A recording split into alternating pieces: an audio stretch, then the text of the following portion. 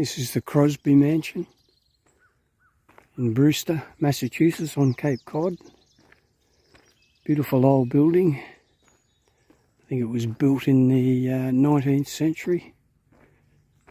I first saw it in 1991 and it was in disrepair. It was blocked off, there were signs you couldn't enter. It was dangerous. I was here in 2016 and it had been restored by then. Not sure whether it was purchased by an individual or it was purchased by the state or the local department, I'm not sure.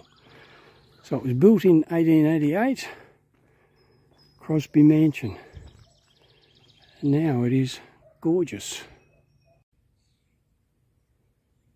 A slightly different angle to view it from on the street here.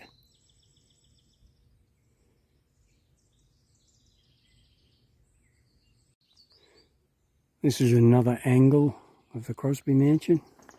You see a bit more from the street where I was. It was partially obscured by the trees. But you can see it's quite a large building and very, very beautiful.